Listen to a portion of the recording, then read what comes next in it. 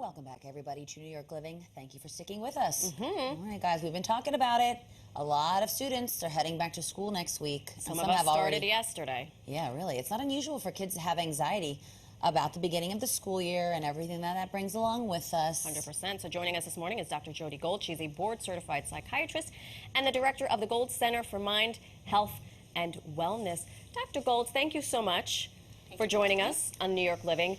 Not only board certified in what she does, but you are a bona fide parent. Yes. So you can empathize. Of 3, so she gets it. Oh, yeah. So here's the thing. Even if your child doesn't say it, which I feel like I fall into this category, there is some level of anxiety or anxious. Yes. How do we spot that? Because I have one that will tell me, and he texted me the night before school started, and he said, I feel hopeless. And I was like, oh Jesus Christ. And then my other son, it rears itself in ways that I have to guess. Right. Yeah. Help me, please. It is hard to tell, right? This week is a big week. Your kids have already started, but this week before school starts, this is the back to school jitters week, right? So it is really hard this week and next week to tell the difference between sort of the back to school jitters and the real anxiety. But I want to talk about back to school jitters. Please. Because what they are is anticipatory anxiety. What anticipatory anxiety is actually being afraid of the thing, being anxious about school. Not the substance, just the idea I might wake up and be anxious. If you can identify that your child is just having back to school jitters, they're just anxious about starting school. Right. Okay, we can deal with that.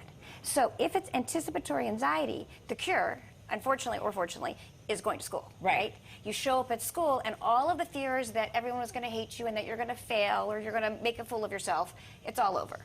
You get to school and it starts, and then things get better. As you said, the first week's still hard, but it gets a lot better.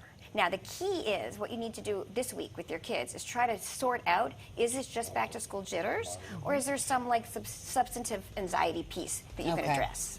You need to identify what the they're root anxious cause. Right. What are they anxious about? Are they anxious about the social piece? Are they anxious about the academics? And are they just anxious about school? Right. The transition. The transition. The transition is the anticipatory anxiety piece. Okay. And you can help them with that. First of all, just knowing that it's anticipatory anxiety is a help. Right. Yeah. And then there are some things you can do to help them just get ready for school. And then you can also figure out if there's an actual root cause to it and try to give them the agency to sort of plan and prepare, if that makes sense. Right. And I think it's different for different children because some children emote and some children will say, you know, like my one son keeps talking about Alex. And I'm like, all right, what's going on with Alex? And I have to kind of, you know, and there's this weird social thing with him. So sometimes these clues come, you're literally a detective. Yes, especially with elementary school kids, it's like you're absolutely a detective. In fact, sometimes with little kids, I'll even use that metaphor.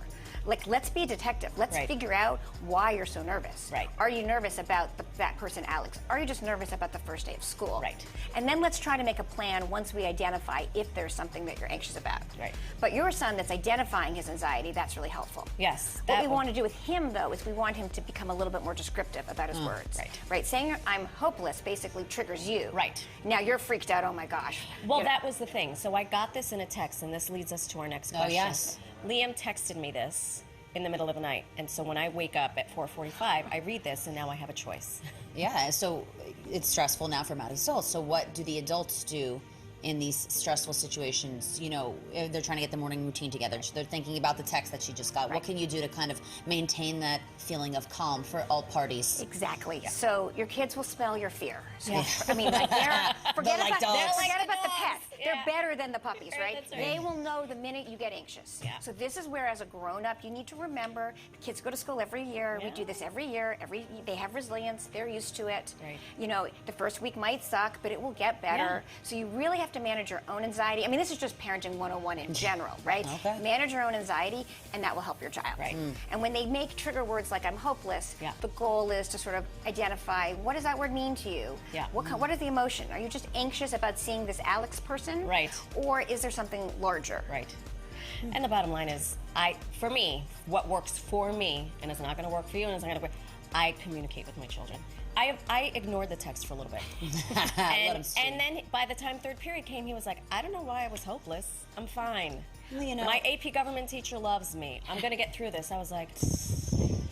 That's anticipatory anxiety. Right. He was anxious and scared about starting school. And then once he took the first step in, I don't mean everything solved. Sure. But that is a box checked, right? We're in the school, we got it going. Dr. Amazing. Gold, pearls of wisdom. Beautiful. Thank you so much. Thank you for sharing these nuggets.